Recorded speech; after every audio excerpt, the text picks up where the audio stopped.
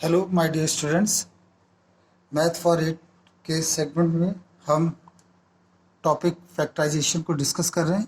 Factorisation में कुछ questions हमने पहले ही बताए, कुछ मोस्ट इंपॉर्टेंट क्वेश्चन फिर हम बताने जा रहे हैं। इनको आप अगर ध्यान से देखेंगे तो आपको ये क्वेश्चन समझ में आ जाएंगे।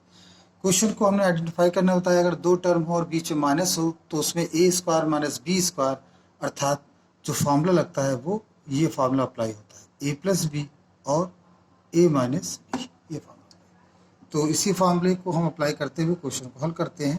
सबसे पहला आपका एक्स पावर 4, तो इसको लिखेंगे एक्स स्क्वायर स्क्वायर माइनस 9 का स्क्वायर। क्यों 9 का स्क्वायर को हम क्या लिख सकते हैं 81। तो ये आपका ए बना, ये बी बना, तो फॉर्मूला बनेगा ए प्लस बी और ए माइनस बी। फिर हम इसे सॉल्व कर लें, एक्स स्क्वायर प्लस 9, और आप गौर से देखें तो ये आपका फिर से एक फार्मूला है।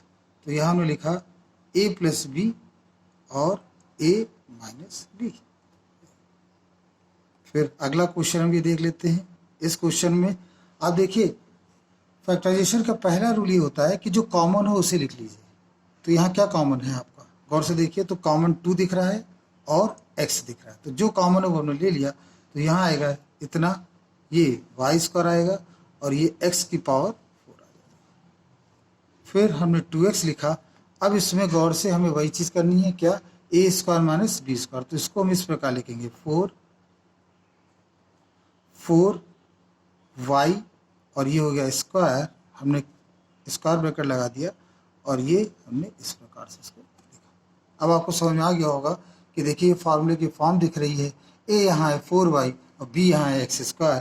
तो हम यहाँ लिख देंगे 2x और ये हो गया 4y प्लस एक्स स्क्वायर और 4y माइनस एक्स स्क्वायर। ये आपका आंसर आ गया और आप समझ गए होंगे कि हमने इस क्वेश्चन को किस प्रकार से किया। नेक्स्ट क्वेश्चन है, नेक्स्ट क्वेश्चन भी उसी पर बेस्ड है। इसमें हमें क्या करना है कि सबसे पहले फैक्टराइजेशन का पहला रूल, जो कॉमन हो रहा है उसे हम कॉमन ले लें। तो 3 हमने यहाँ कॉमन लिया, 3 18 और ये m की पावर 4 माइनस 1 हो गया, 3 लिखा और ये 16m स्क्वायर। तो ये 4m स्क्वायर का स्क्वायर माइनस 1 का स्क्वायर, 3 ए स्क्वायर माइनस बी स्क्वायर। तो हम यहाँ क्या लिखेंगे, ए प्लस बी और ए माइनस बी, ये 3 हुआ।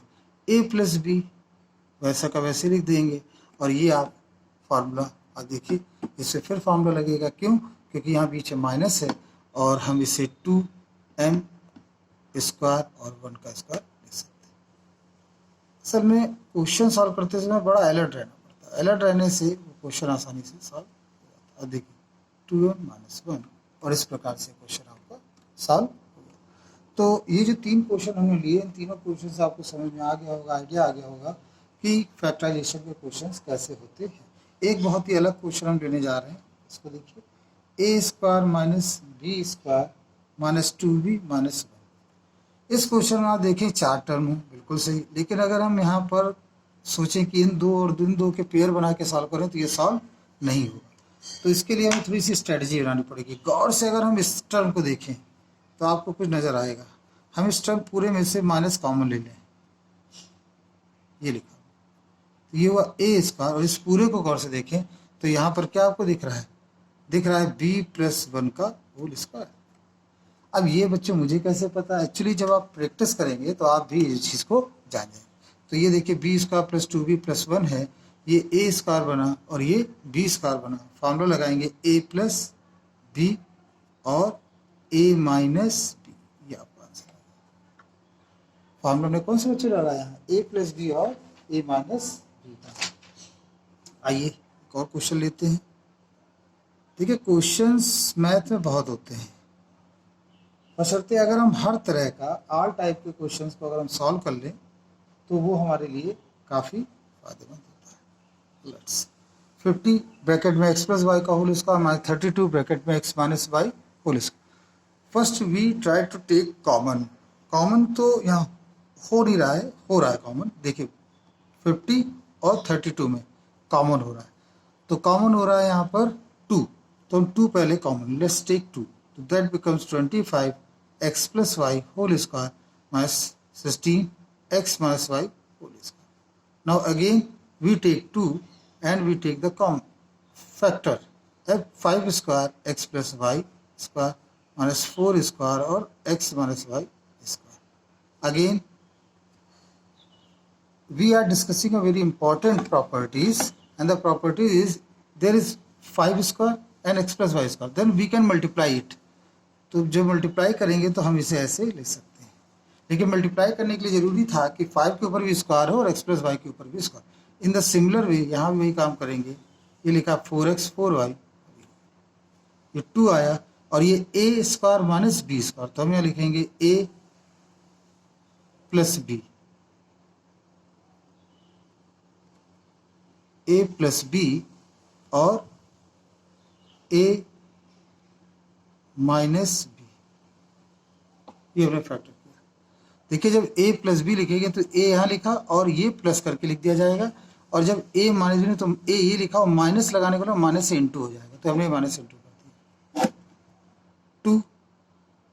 और यहाँ पे देखिए क्या बनेगा 5x 4x, तो ये हो जाएगा 9x, 5y माइनस 4y ये हो जाएगा y, और यहाँ पर 5x माइनस 4x ये हो जाएगा x, 5y प्लस 4y ये हो जाएगा 9.